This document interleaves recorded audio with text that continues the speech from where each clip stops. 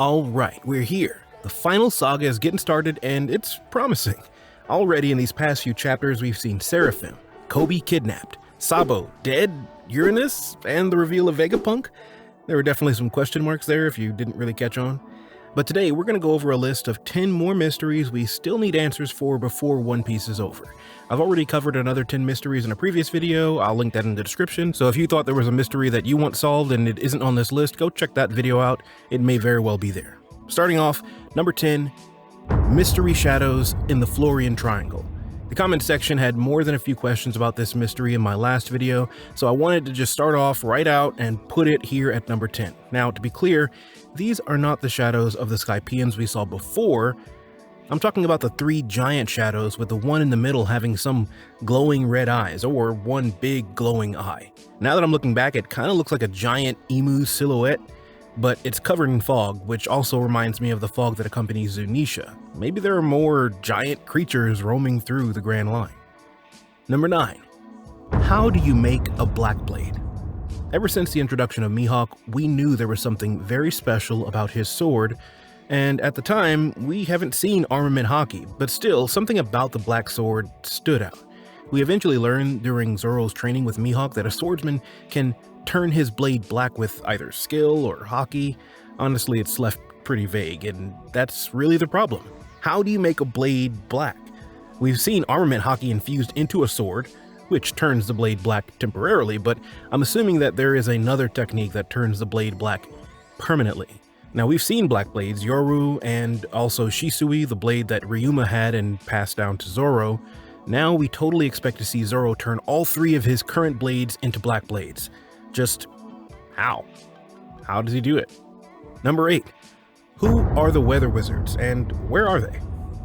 During the 2-year time skip, Nami was sent to Weatheria, a sky island inhabited by super advanced old wizards.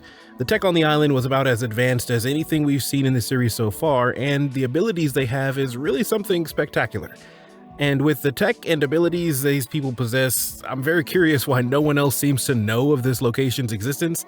Nami went to the island with a pretty basic ability to develop humidity and static shocks, but came back with an unparalleled ability to control weather effects in a very effective manner, even going as far as to steal a magic cloud from one of the Emperors of the Sea. Now that the series is ending, I want to know if we're going to see these wizards again. I feel like we have to, right? Number 7. The Treasure Tree Atom.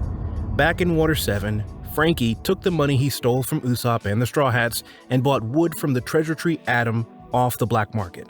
The wood is described as being the strongest, most high-quality wood in the world and can even withstand cannon fire and bullets, which has been shown over time as the Sunny pretty much looks brand new after all this time. This is partly due to Frankie taking such good care of it, of course, as it's definitely not invincible. This wood is also used to make the Oro Jackson, the ship that once took Gold Roger to the One Piece. Which kind of leads me to another question, where's the Oro Jackson? I'm sure that's still lying around somewhere. Before the series is over, we definitely need to see the treasure tree for ourselves and find out why its lumber went for 200 million berries on the black market. Number 6. Where is Enel? Enel is one of the most talked about villains in One Piece. All these years after his defeat, and we are still completely intrigued with his character and want to know what happened to him after his trip to the moon. We learn about his trip via the cover stories, and it left us with much more questions than answers. It's been hundreds of chapters since then, and now we all just want to see him show up again. We definitely just got a PTS flashback of Enel using Sango to destroy the Upper Yard's highest ruins during chapter 1060. Now, while I'm sure that was the world government using Uranus to erase the entire country, it very well could have been Enel in his Arc Maxim, which just shows you how powerful he really is. Last time we saw Enel, he had successfully established a colony on the moon, but what is he doing now? There is just no way he stays on the moon being worshipped by robots. Number 5. What is up with the moon? While on the subject of the moon, when are we going to learn more about the ancient inhabitants of the lunar surface? Cities buried in the craters on the moon, with tech more advanced than anything we've seen besides maybe the pacifistas and Frankie, space pirates, automatons with wings, and apparently interstellar travel, all possible by an advanced civilization that once lived on the moon. What happened to them? Where are they now? And Oda, are you going to keep this from us forever? Number 4. Why did Kumas surrender himself to the world government? Now that Bonnie is with the Straw Hats on Vegapunk's island, we are for sure going to get some answers to the questions of what happened to Kuma. He remains a complete mystery. Why did he help the Straw Hats after he was working for the world government? Why did Vegapunk allow him to protect the Sunny during the 2-year time skip? Most importantly, why did Kuma allow himself to be turned into a cyborg for the government? I honestly don't even have any theories on these questions. We just know so little about him, but that's all about to change. Or so I hope. Number 3. What is Shanks' lineage? Without spoiling the upcoming Film Red debut here in North America, we've all been hearing that Shanks' lineage is hinted at. Hinted, but not confirmed. I made an entire video about Shanks, his relationship to Roger, and how inherited will may be explained through it, but I want to know more about where Shanks comes from. I don't really care about his parents, I just want to know his backstory. How did he get on Roger's ship, and at such a young age? What did he do before or during the creation of the Red Hair Pirates? Shanks is probably one of the most hyped characters who gets almost no screen time. We definitely deserve more. Number 2. How does Blackbeard wield multiple devil fruit powers? Now, this one has a pretty cool theory attached to it with very interesting and plausible clues that may be confirmed. The general consensus is that Blackbeard is 3 people, or has 3 souls somehow. The hints are the 3 skulls on his Jolly Roger.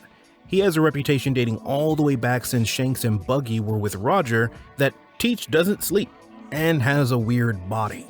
Also, when we were first introduced to him, there was this curious exchange between Luffy, Zoro, and Nami in reference to Blackbeard.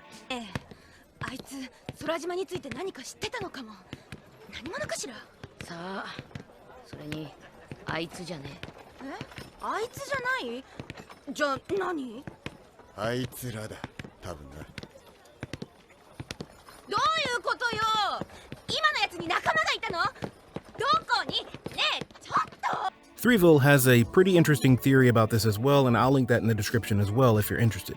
I just want some answers. With the end in sight, and maybe Vegapunk being able to explain more about devil fruits in general, maybe we'll learn something sooner rather than later. Number 1. What is the voice of all things? The one mystery that we are sure to learn by the end of the series is what this strange ability is. Luffy, Shirahoshi, and Mononosuke share this ability with legends like Roger, Odin, and who knows who else. It is mentioned that the Three-Eyed Tribe can awaken the ability, and Big Mom is putting pressure on Pudding to do just that. Roger used the ability to hear the voice of Big Mom's poneglyph, which helped him get to Laugh-Tale. That's a whole mystery in itself. Luffy and Shirahoshi can hear the Sea Kings, although only Shirahoshi can speak back to them. Roger and Odin were also seen to have heard the voice of the Sea Kings during their journey. Mononosuke can hear and speak with Zunisha, an ability no doubt he received from his father. While I don't have any evidence, I do have a gut hunch that the voice of all things is tied to a form of haki not common or even known by many throughout history. Shanks used his haki to speak telepathically with Green Bull. This could be a precursor or crude version of the voice of all things. Maybe one day, as a master of haki, Luffy will unlock the ability to speak as well as listen to the voice, but I'm not really sure because that would kind of diminish Shirahoshi's whole point if he can command the Sea Kings as well as her. But those are just my thoughts. I'd love to hear what you think in the comments below, and if you haven't subscribed yet, what are you waiting for? Like, subscribe, and share this video with your community so you can start a conversation with your friends. Peace.